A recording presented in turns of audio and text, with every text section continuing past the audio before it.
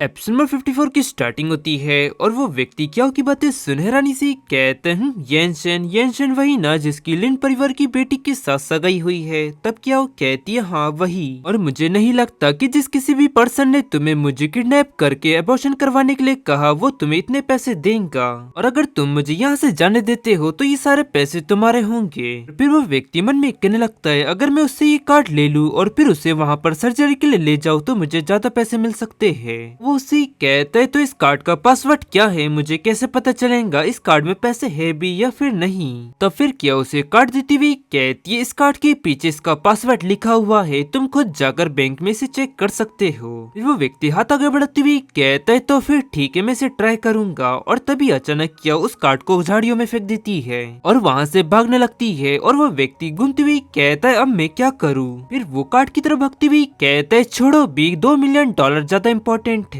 और फिर स्विफ्ट तरह कुछ समय बाद किया वहाँ से बहुत दूर भाग कर आ जाती है और अपना सर पकड़ती हुई कहती है मुझे जल्द से जल्द यहाँ से बाहर निकलना होगा। और फिर तभी उसका पैर लड़खड़ाता है और वो जाकर रोड पे गिरती है, और तभी अचानक सामने से एक कार आने लगती है और उसे देख वो चिल्लाती हुई कहती है अरे नहीं। और तभी कार वाला वो पर्सन गाड़ी को घुमा लेता है और फिर कार के अंदर से एक लड़की बाहर निकलती हुई कहती है क्या तुम ठीक हो, और क्या वो कहती है प्लीज तुम मेरी मदद करो। और फिर स्विफ्ट तरह कुछ समय बाद येनशन का वो व्यक्ति उस जगह पहुंच जाता है और उन व्यक्तियों से कहता है वो कहाँ है। वो दूसरा व्यक्ति कहता है मैं सच में नहीं जानता, मेरा दोस्त उसका पीछा करने के लिए गया है।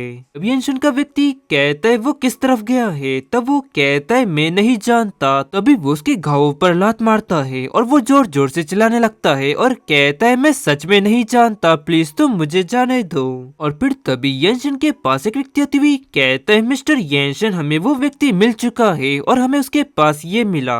और उस ब्लैक कार्ड को देख उसको याद आता है और मन में कहता है ये ब्लैक कार्ड तो मैंने कियाओ को दिया था। फिर वो आगे व्यक्ति कहता है उस व्यक्ति ने हमको बताया कि मिसेस कियाओ ने अपने बच्चे को बचाने के लिए ये ब्लैक कार्ड उसे दिया था, लेकिन जैसे ही वो व्यक्ति उस कार्ड को लेने के लिए गया तभी मिसेस कियाओ ने उस कार्ड को झाड़ियों में फेंक दिया और वो तुरंत वहाँ से भाग गई। तभी येनशन कहता है उस डायरेक्शन में अपने कुछ व्यक्तियों को भेजो और जल्दी से उसे ढूंढने के लिए कहो। तब वो कहता है यस बॉस। और फिर स्विफ्ट वहीं दूसरी तरफ कोई डोरबेल बजा रहा होता है और फिर वो व्यक्ति घर से बाहर निकलती हुई कहता है इतनी देर रात को कौन आया है।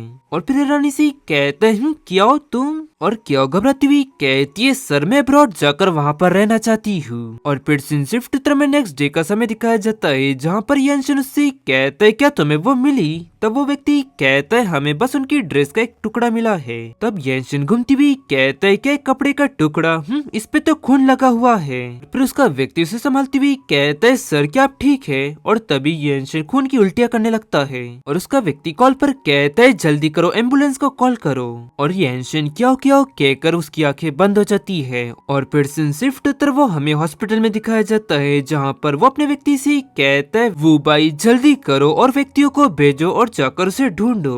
तो वो कहता है आप बिल्कुल भी चिंता मत करिए, मैंने पहले ही बहुत सारे लोगों को भेज दिया है। और फिर येनशन कहता है तुम अभी भी जिंदा हो क्यों है ना, मैं कभी भी इस बात पर भरोसा नहीं करूंगा कि तुम मर गई। और फिर स्विफ्ट तरफ कियाओ को प्लेन में देखते हैं जहाँ पर एयर होस्टेस के पास आती हुई कहती है हेलो मैडम ये रहा आपका ब्लैंकेट। तो वो उसी कहती है ओ आपका शुक्रिया। और फिर वो अपने सर की बातें याद करती है जहाँ पर उसके सर ने सी कहा था क्या कियाओ तुम डी कंट्री नहीं जाना चाहती। तब कियाओ कहती है नहीं मैं कंट्री ए जाना चाहती हूँ जहाँ पर मुझे कोई भी ना पहचान पाए, और मैं कंट्री एम में भी नहीं जाऊंगी। उसकी बातें सुन प्रोफेसर उससे कहते केवल हमारे पास 2 ही कंट्री है जिनके साथ हमारे अच्छे रिलेशन है और उनके पास साधन भी है।